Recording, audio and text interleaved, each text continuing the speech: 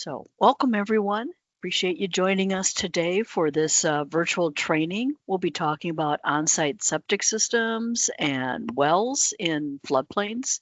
I'm Ceil Strauss. I'm the Minnesota State Floodplain Manager, and I'm going to be joined by my coworker, Garry. Why don't you go ahead and introduce yourself, Garry? Good morning, everybody. Garry Bennett. I'm a hydrologist with the DNR's Floodplain program, and I work with Ceil and provide assistance to her. So we'll be talking about the various regulations, federal and state regulations that apply for the on-site septic systems and wells. I will start off with just a quick look at FEMA maps and a definition. We will talk a little bit about FEMA mapping and some key definitions, but then we want to make sure we have some time to talk more about how to find our 10-year flood elevations, because as we'll get into with the regulations, that does come up as something that if we know the 10-year flood elevations, there's certain requirements that kick in. The FEMA maps, we'll get into a little bit more detail on what those look like and where to get them. But just in general, the older maps, the counties that still have the old paper maps, this is the floodplain, this dark gray area, also referred to as the A zone or AE zone if it's a detailed study area with elevations on the FEMA maps. The light gray areas are usually the 500 year. So that with the basic regulations, we're not regulating that. There may be some communities that do.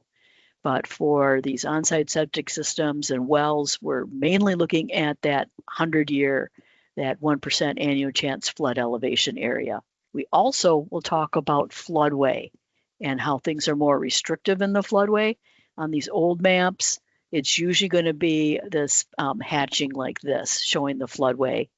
And then the area outside the floodway in the 100-year floodplain is called flood fringe, where things can be developed, can be built, but need to follow standards. On the newer maps, that floodway is this red and blue hatching here. The flood fringe is this light blue. So all of this is the floodplain that's being regulated. And again, the maps show the 500-year, the medium risk area where the information's there for critical facilities and for those that have higher standards, but the main septic system and well requirements are going to apply within that 1% annual chance flood, the 100-year floodplain. One definition we realize that we start talking about right away, so we're going to define it right up front here, is the ordinary high water level. The ordinary high water level is the official boundary of public waters and public water courses, and it's defined as based on physical impacts here. It's where you've got changes in the land that transition between predominantly terrestrial and predominantly aquatic vegetation. And we do use that for setbacks, so that's an important term to be aware of. We do call it the OHWL most of the time. Just in comparison with the floodplain is almost always going to be higher than the ordinary high. On lakes, it's typically in the range of a couple feet higher, and on water courses, it can get quite a bit higher than the ordinary high. And this is the official wording for what the ordinary high is based on, that evidence on the landscape of that change. And on water courses, the ordinary high water level is defined as the top of the bank of the channel. And of course, the floodplain usually goes into that overbank area. So getting into the actual regulations. And the main regulations we're going to be looking at today are the federal regulations, which are referred to as the Code of Federal Regulations, or CFR, if I use the acronyms and forget to spell it out here.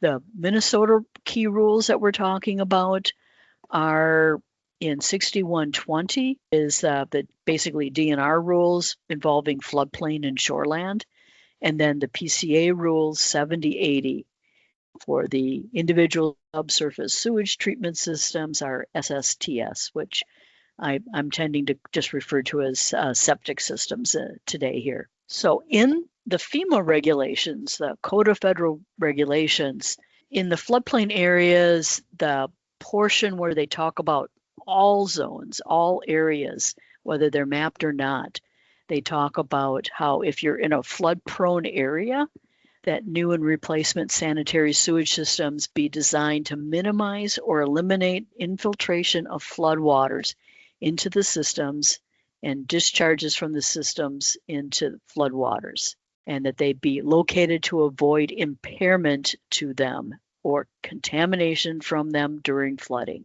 So it's very general, but definitely getting at what's the goal is that we want watertight systems that floodwaters won't impact in general. And then when they're talking about in the section where they're talking about mapped floodplain zones, they have a little bit more detail here. The first part is talking about requirements for buildings that they be above the flood elevations.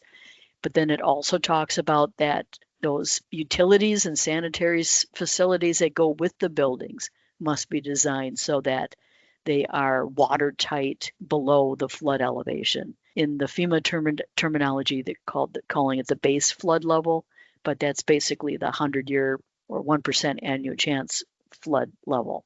And that they need to be able to be impermeable to the passage of water and have their components capable of resisting hydrostatic and hydrodynamic loads and effects of buoyancy. Yeah, we don't want these popping up during a flood. While we're talking about the federal requirements, I want to mention up front that there's a requirement that all development needs a permit. So if it's mapped as floodplain, the local zoning authority is required to have permits for all types of development, not just the buildings, not just road crossings, but any kind of dredging, filling, grading, storage of equipment or materials, and that would include, septic systems and wells. That's a type of development that needs a permit of some kind, ensuring that it meets the floodplain regulations. Jumping to the Minnesota rules, in the DNR rules in 6120, again, this section here is part of our floodplain rules. Related to the septic systems and wells, we've got some language about no pollutants or storage of materials that would be injurious to human, animal, or plant life. So septic systems are certainly part of that concern, that we don't want anything leaking from those systems during times of flooding and contaminating the water. Here in this section, it talks more about the systems and where they're located, and that no new construction, addition, or modification to existing sewage, industrial waste, or other waste disposal systems shall be permitted within the floodplain unless emergency plans and procedures are taken in event of flooding and are filed with the Pollution Control Agency. To my knowledge, this is not happening, but there is wording in our rules, and I should note that our rules are from 1970. So there are some things in our rules that are a little archaic and have other regulations that probably are more pertinent to some of these areas. But this is language that is currently in our rules. And it's interesting that it does note that public or municipal collection and treatment facilities are used where available and where feasible. Jumping to talk about shoreland requirements. In our shoreland management areas, we in the districts that are regulated by our shoreland management regulations, they regulate a lot of different things: the lot size, setbacks for structures. There's a shore impact zone and bluff impact zones, and requirements that vegetation's not intensively removed and those kinds of things. But it does include some setbacks for the septic systems, and it's going to depend on the classification of the basin or the water course.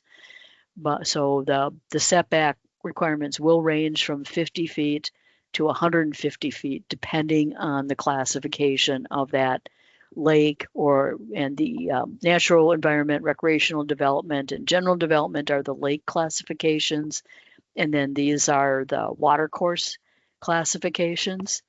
And that's going to be laid out in the local community's shoreland management regulations. But bottom line, there are setbacks for the septic systems in the shoreland rules. And the shoreland areas, for those who aren't familiar with our shoreland districts, that is the area within 1,000 feet of lakes, basically lakes that are over 25 acres in the unincorporated areas, 10 acres in the cities.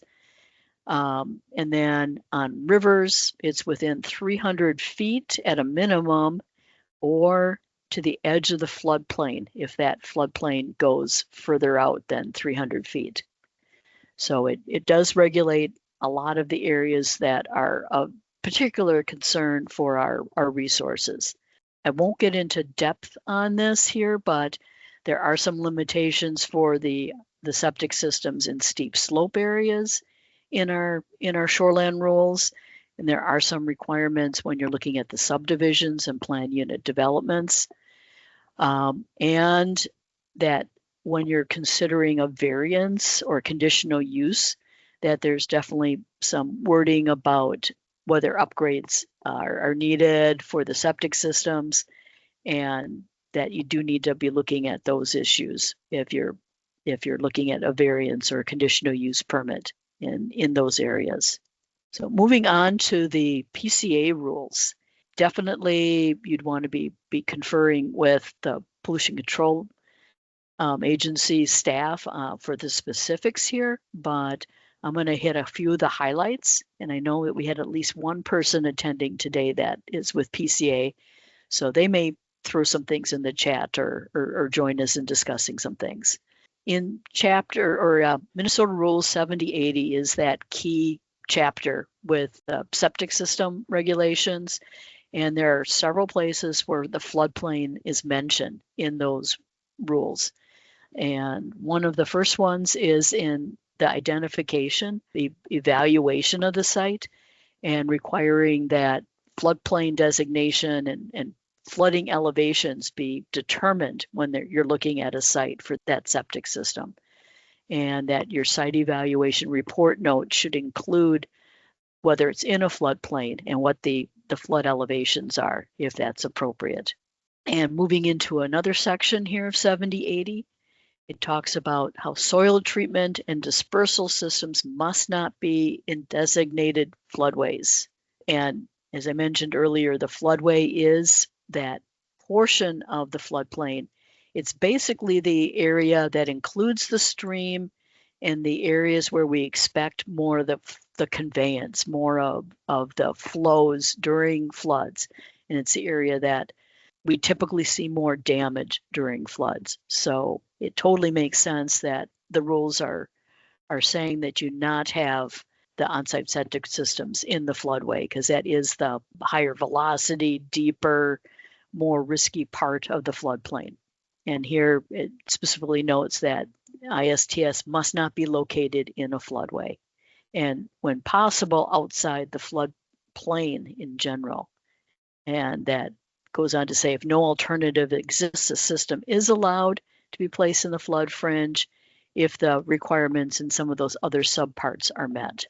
Another piece of the 7080 rules is that the systems be located at the highest feasible area of the lot, and that must have location preference over all other improvements except that water supply well. The wells we're especially concerned about where those are relative to the on-site septic system and the water resources. And there's been language in here for a very long time. I don't know how many years, but I know it's been there for decades, that if the 10-year flood data are available, that the bottom of the distribution medium must be at least as high as that 10-year flood. In the past, we haven't had as many parts of the floodplain in the state where we knew the 10-year data. And we'll get into more information about this later in the hour, but we have a lot more places where we've got the 10-year determined now. So that is something that we are trying to remind folks that of this requirement, that if that 10 years known, we have these other requirements that kick in. Ceil, if I can interrupt, we do have a Sure. question in the chat. Okay. They're asking about existing non-conforming buildings that may have septic systems in the floodway. How do we handle that? I can chime in on that. That'd be great. From the MPCA standpoint. So this would be something that would be best addressed through a local variance. All of the rule citations DNR provided here are correct. I mean, SSTS aren't allowed in the floodway, but if you have an existing property that's an entirety on the floodway or within the floodway, then that would be a local variance. Okay. And so then we would still be looking at the best option on that site and having elevations and things like that. But it is something that a variance can be considered when that's the only option.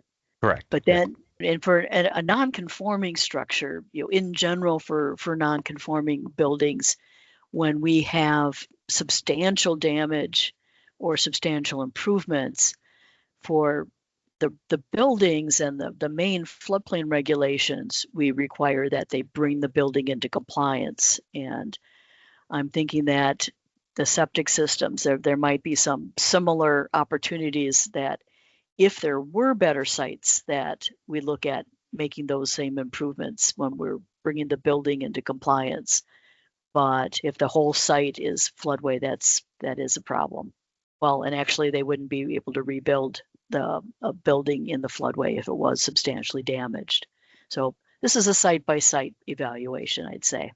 Okay, moving on here, there is some language about requiring that the solids be removed if there has been a flood and it was above the top of the sewage tank.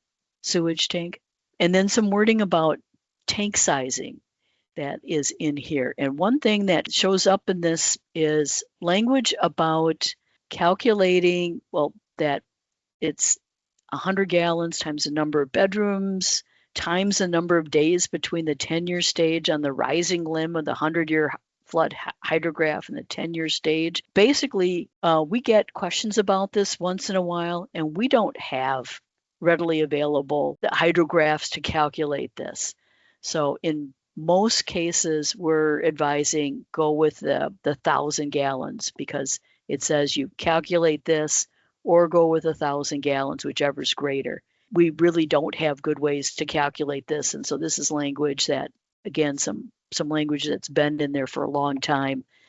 And we're not sure how they thought that was going to be calculated when they put that language in there. Again, for holding tanks, at least you've got this requirement in there. Oh, I see that someone is asking about if there's any plans or thoughts of changing or updating that specific language. And boy, Cody, I don't know if you've got. John, can you be more specific about what language you're talking about? Yeah, we here in St. Louis County, we've looked at that language on and off again over the last few years, and just exactly what you said about calculating that or using those hydrographs. I talked to one of the planners who looks at wetlands and floodplain stuff quite a bit, and he was quite honest and said he's never seen language like that. So we were trying to figure out if it's just really old language, but specifically the hydrographs, and you even touched on it, like trying to figure out how to calculate that would be kind of confusing. And I do like the default that's in there, or 1,000 gallons, whichever is greater. And so it just seems, I don't know if antiquated language is the correct way to say it, but it just struck me as needing to be updated. So I was just curious if there's any plan to attempt to upgrade that or just kind of leave it as is and use it accordingly. Yeah, thanks for sharing, John. And I would agree. I don't think this data is typically very accessible or easy to find. I've gone through it a few times and it is doable, and the language is meant to be able to adjust to be very specific with what the rule intent is trying to achieve there. And I would agree that most folks are using that 1,000 gallons, which are, the greater one, they're kind of defaulting there. But to the short answer to your question is this isn't currently being considered for a change. We're not in any sort of open rulemaking or anything like that. We're always open to feedback. So, I mean, if this is something you wanted to reach out to the MPCA outside of this call, we'd be willing to hear your thoughts. But yeah, just short answer is we're not looking to change this at this time. Thanks, Cody. Ceil, this is Aaron Patrick for MPCA as well. Just, from your perspective on that, Cody's talking about potential feedback on rulemaking and stuff, and is that something that you would just as soon go away and just go to just the normal 1,000 gallons? Yeah, we don't have that information readily available. And if there was some alternate language for information is more readily available, what we've got in terms of modeling has definitely changed over the last few decades. So I think it'd be a good area of discussion of what readily available information could we use in place of this. Okay. So moving on, we're going to have Garry jump in here and talk about the well regulations. Yeah. Switching gears to wells, and there is some commonality, a lot of similarities between wells and septic system regulations, but there's some differences. So for purposes of your local ordinance, when we're talking about wells, we're really talking about those water supply wells, those potable water wells, irrigation wells, wells that are used for ag, commercial, and industrial water supplies. Heating and cooling wells, which think of like your HVAC system and some of these older geothermal systems. I know the water regulations rules have really tightened up on the use of water for heating and cooling, but they're still out there. We're also talking about remedial wells. These are wells, and this is not very common, but these are wells that are used to pump out contaminated groundwater. And then those test wells that a well driller might go out there and punch in a number of test wells when they're trying to find a viable aquifer for a particular development. So that's what we're talking about. Similar to those septic systems where the well regulations in the floodplain are going to be guided by the rules in the Federal Code of Regulations. Similar to what Ceil talked about for septics, there's also similar rules in our state floodplain management rules, those Minnesota Rule 6120. However, wells are also governed by Minnesota Rule 4725. It's our well and boring regulations. It's part of our state well code. And as many of you know, the state well code is regulated by the Department of Health. And I don't know that we have any Department of Health staff on today, but just be aware if there are really some specific questions on some of the well construction criteria, we're going to be referring those folks to the Department of Health. And of course, also your local floodplain management ordinance.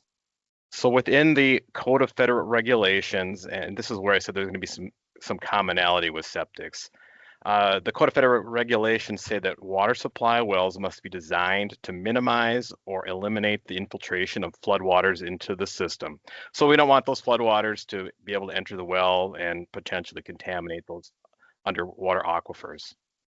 Switching to Minnesota rules, in our state floodplain management rules, we've got similar language. It talks about requiring floodproofing of proposed water supply wells in those floodplain areas to prevent the entry of floodwaters by means of floodproofing techniques. And this is kind of where we get into the meat and potatoes of what those flood techniques are. Looking at Minnesota Well Code and Minnesota Rule 4725, it specifically says a water supply well must be constructed to prevent the entry of floodwaters into the well, again, trying to prevent that contamination. And it lists 4 specific requirements. And I don't know that I need to read all of these, but they're all going to involve some amount of elevating the well casing. So like under item A, it says extending the casing at least 5 feet above the 1% annual chance flood elevation. And like I said, I don't need to read all of these, but it's some combination of you're either elevating the well casing or you're elevating the well casing, maybe to a lesser extent, but you're providing additional floodproofing techniques, such as a pitless adapter or something of that nature. And we as communities and floodplain administrators, we don't necessarily need to know all of these specifics. These are going to be wells constructed by a licensed well driller. So they're going to know what these techniques are and what's involved. But what they're going to need to provide to you when you're issuing your floodplain development permit is confirmation that they've met one of these criteria. There are setbacks in the state well code, and this isn't in specifically in the state floodplain management rules or even the state shoreland rules. Like Ceil was talking about some of the shoreland management setbacks for septic systems, but the well code does specifically state that there's a minimum horizontal distance between a water supply well and the ordinary high water level, and that is 35 feet. So that's something to be aware of. If someone is siting a new well in the floodplain, there is that ordinary high water level setback. I threw a couple more in here because I thought they were interesting and maybe pertinent to our conversation. And if you've got there's a 50-foot setback from a septic tank. So if you've got those septics on site, it does make sense that you want to have some horizontal separation between a drinking water well, or basically any water supply well in those septic tanks. 20-foot setback for swimming pools. If you dig into well code, there must be like 50 different setbacks for different things. But I just thought I'd throw in a couple just to share with you folks. Now here under Minnesota Rule 4725, again, the Minnesota well code, there are some specific setbacks for those public water supply wells. So we're referring to municipal water supply wells. And it specifically states that the established ground surface of the well site must be at least 2 feet above the highest known water level of a lake, pond, river, stream, or other body of surface water. So in this particular case, for those public water supply wells, again, those municipal water supply wells, there actually is a vertical component. They want those wells sited on higher ground. Then they go on to say that the waters of which at the highest level would approach to within 50 feet measured horizontally of the well. And I just wanted confirmation from Department of Health staff. So a while ago, I did reach out to them and they confirmed, yeah, that is a 50-foot horizontal setback from the highest known water level. And again, notice the highest known water level. This, for whatever reason, this particular rule does not reference that 1% annual chance floodplain, the mapped floodplain that Ceil was referring to earlier in our presentation. This is specifically the highest known water level. And I did put in that diagram there. I think that's helpful to show that there is that 50-foot horizontal setback from the highest known water level. So something to be aware of for those public water supply wells. These are referenced in your local ordinances. And here I threw in, this is from our state model ordinance. Most of your local floodplain management ordinances are based on the state model. You're likely going to find similar, if not the exact same language. So in our state model, under section 9.2, we have a section on public utilities. Those public utilities in this particular case would be those public water supply wells. And it says water supply wells are subject to the provisions of Minnesota Rules Part 4725. It's those same well code regulations that I was just referring to. Section 9.3 is where it refers to private water supply systems. So those individual wells that we might encounter on private property. And for this section, it says private facilities are subject to the applicable provisions detailed in section 9.2. So it's basically referencing you right back to those state well code, Minnesota Rules Part 4725. So I just wanted to point out that these regulations are referenced in your local ordinances. Okay, and thanks, Garry. So we did want to spend a little time talking about the FEMA maps and how to find whether you're in a floodplain or not, and those 10-year elevations. So as noted before, the older maps look like this, and those earlier maps, they would have a flood insurance rate map with them. In some cases, they had a separate floodway map, those that were done before '88. This is a typical flood insurance study that goes with those map panels.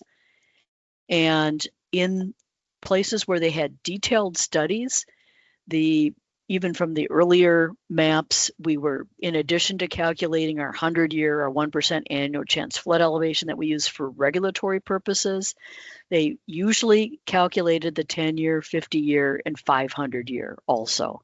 And I've already been using some of these synonymous terms, but the 1% annual chance flood, the 100-year floodplain, in FEMA notes and language, you'll see them call it the base flood elevation.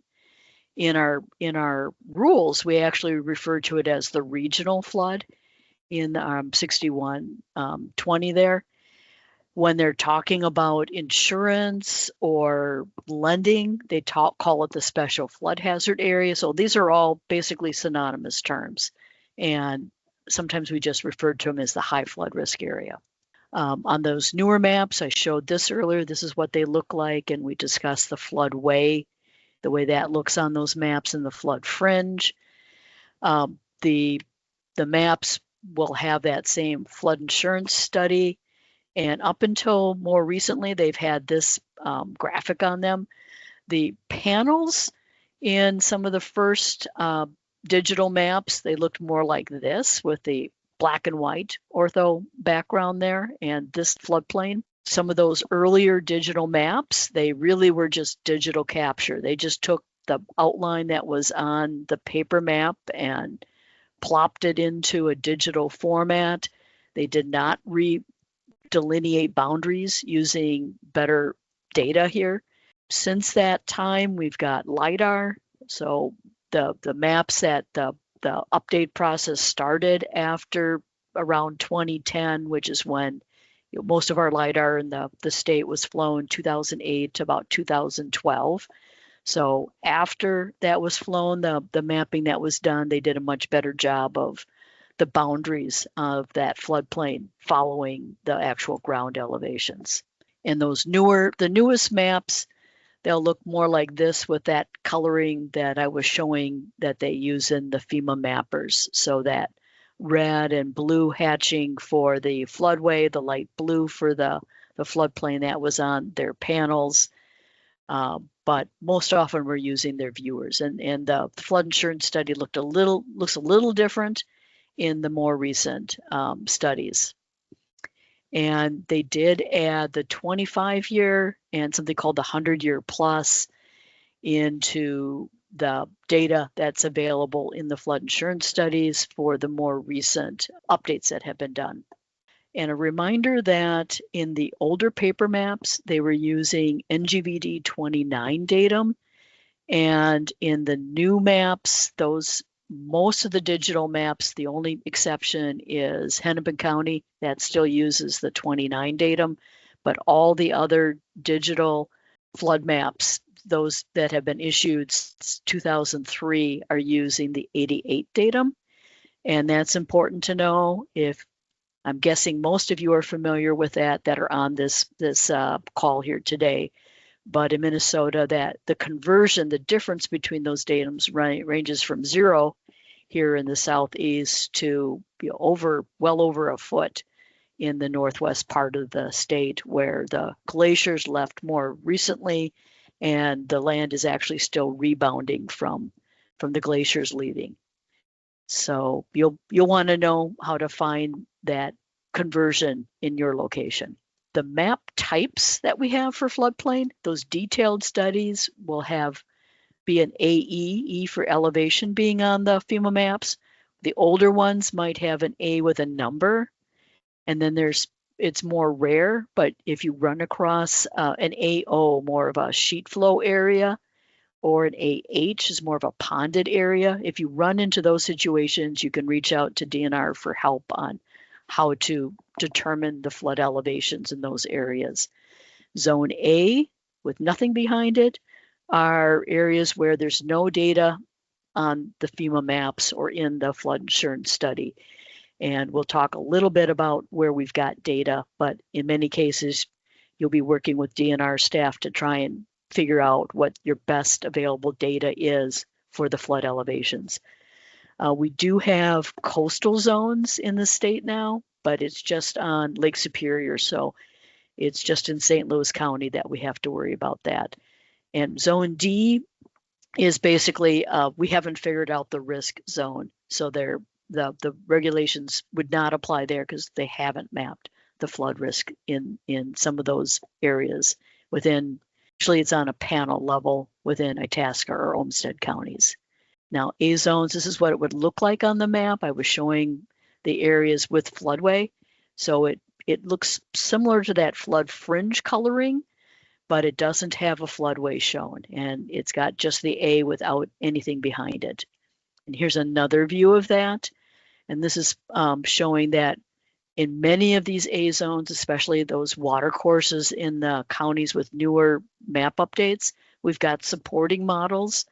They're not done with the rigor that they show up on the FEMA maps and are considered officially based flood elevations, but our lake and flood elevations online viewer, we show those cross sections and these elevations. They're the 1% annual chance water surface elevation, we call them, because they're not officially BFEs, but they are the best available data to use as that flood elevation in these places where we have those models. You can also get a GIS file we've got available with those layers. And just to give a feel for where we've got detailed versus not detailed around the state, the detailed are mainly along those main water courses and in the more populated areas. So a lot of the state, we are working with those A zones where we don't have the elevations on the FEMA maps. So a little bit about key definition and how to determine floodways in those A zones. The minimum elevations for our buildings, and then also looking at how high we are looking at floodproofing and protecting things, which would apply to the wells and the septic systems. The flood elevation from a federal standpoint is the minimum elevation that we use. And again, we're trying to talk about the 1% chance instead of the 100-year, just because people tend to think the 100-year only happens literally every 100 years, and it's really a chance every year of having that flood or a bigger. When we're establishing our floodways, we're squeezing in the floodplain, and it does cause a little bit of a rise in the remaining floodplain. And so we do have a stage increase that's up to 1/2 foot in Minnesota. And so that gets added to the flood elevation. And then we've got at least 1 foot of freeboard. And that is considered our regulatory flood protection elevation. That's the lowest floor buildings need to be at. And the RFPE, the regulatory flood protection elevation, is the elevation that we're making sure it's waterproof, that we're not going to have that leakage or the infiltration of our septic systems and our water supplies. And the freeboard is a safety factor. It accounts for the fact that when they're doing the modeling in the floodplain, they're assuming nice free-flowing waters. And the reality is that we have ice jams and debris jams, and also the uncertainty of the data that we have. And that certainly has gotten better in recent decades, but we definitely continue to still have debris and other things that can make a difference. And here's an example of an ice jam in Benson, Minnesota. And there's plenty of places where we've had issues with debris and log jams. Another thing to point out is that I was mentioning how the earlier maps don't follow the contours very well.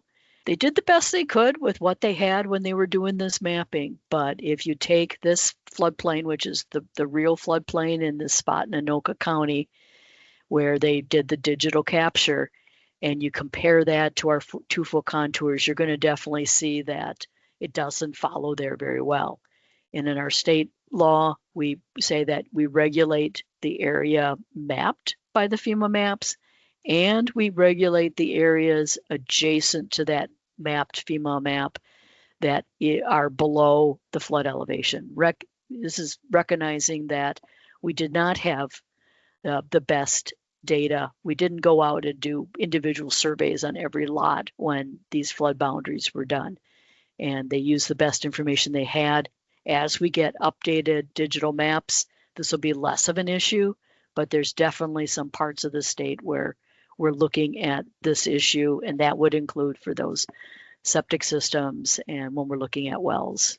In the A zones, I'm going to switch and talk about determining floodways, because there's a lot of these floodplains where we don't know where the floodways are.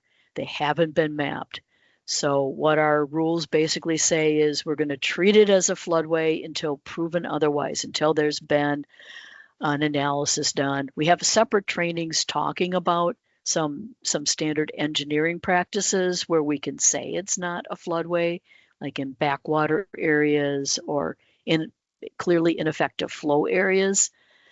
And we do have some optional wording in our local ordinances that say if it's on a lake and it's not near an inlet or outlet and it's not a flowing lake situation, that we can say if it's above the ordinary high, it's flood fringe. If it's below the ordinary high, it's floodway. Also a warning that sometimes there's detailed studies where they didn't show a floodway, and we have the same requirements as those A zones, that we're treating it as floodway unless someone determines it's flood fringe. A little bit more about the lakes and which ones can we say above or below the ordinary high. We can consider below the floodway and above the flood fringe. On a more typical lake, most of that lake we can say above the ordinary high is flood fringe. But like here, this is the floodplain. It's basically a riverine system. And even though this is officially shown as a lake on the maps, it's got a lake name, it is definitely part of that flowing river system. So you can't use that same standard. You're going to treat that as a floodway until you do a more exact analysis. And then on lakes, looking at where those inlets, where those outlets are, and looking at those more closely. But on the rest of the lake, you're pretty safe saying above and below the ordinary high can be your difference between floodway and flood fringe. We do in our, we've got a quick guide, and we'll have a link to that, I think, in our resources at the end. But we do, for grading and work in the A zone and the zone AE that don't have mapped floodways, that there needs to be a determination that you're not blocking things in a way that causes more than half a foot of rise, no more than that half-foot increase. And if there is an increase, that increase can't impact existing buildings. If I can interrupt, Ceil, there was a kind of a follow-up question regarding some of these SSTS systems in the floodway. Yeah. If they're in the floodway, would they need to do modeling? Like if it's a mound system? Yeah, officially they would be, because they'd be changing the shape. They'd be doing grading in the floodway. So they would need to do a no-rise analysis. In our sample form for buildings and development in the floodplain, we do have a spot to talk about how did we determine if it was floodway or flood fringe, just to give that local official a place to remember, oh, we need to look at this. And I'm going to get to a little bit more about finding base flood elevations. If it's in a detailed study area, we're going to use the combination of the flood insurance rate map and this flood insurance study. And we'll have a slide showing an example here. In A zones that have preliminary detailed data, we can use that as best available data. And in our A zones, luckily we have that A zone modeling in much of the state, so we can use that. Otherwise, we look at previous letter of map amendment determinations and can look at it that way. We also look at what the watershed or what the city might have for information.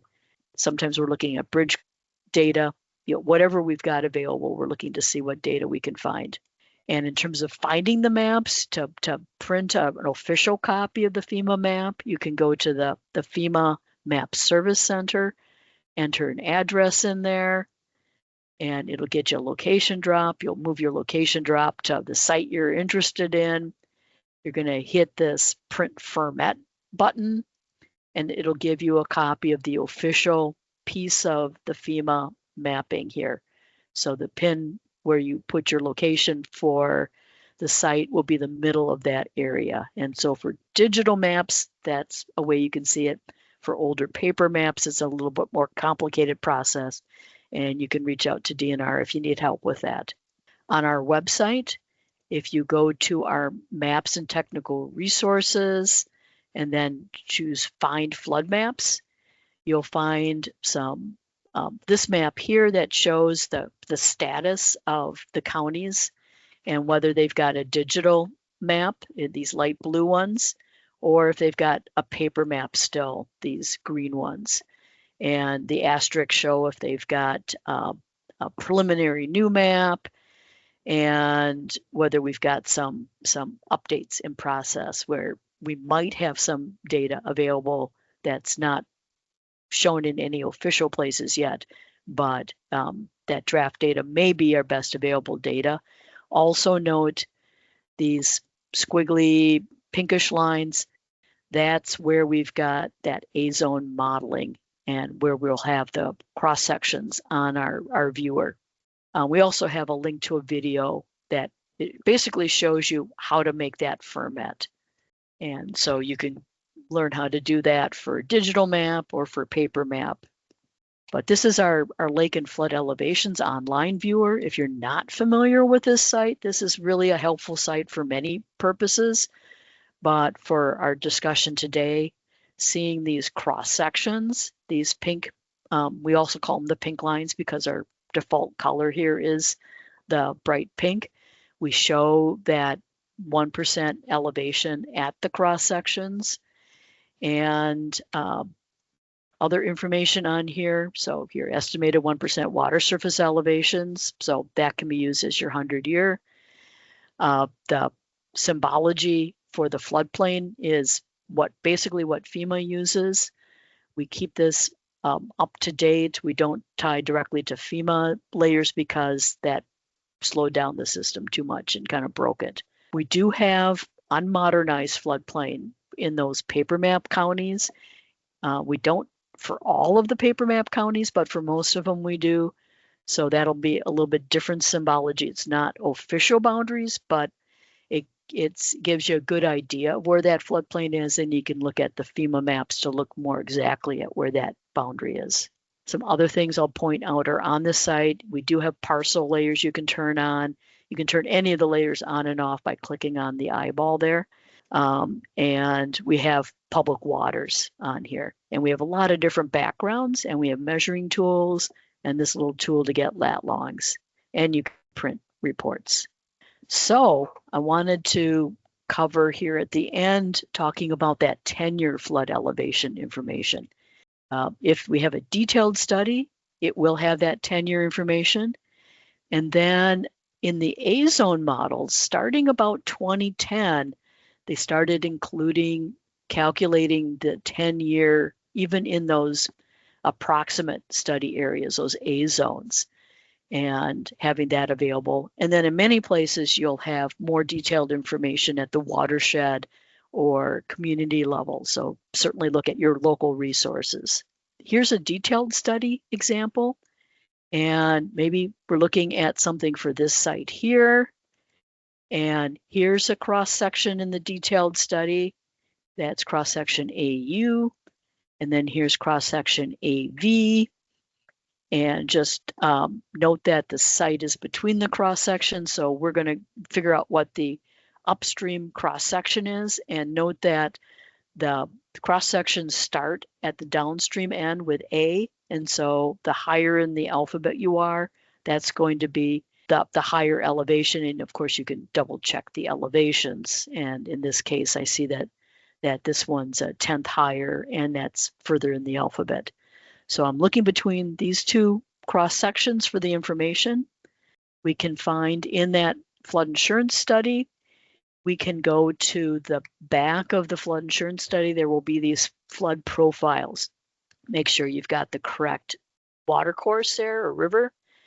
You're going to find your site. And here's our cross section AU, our cross section AV.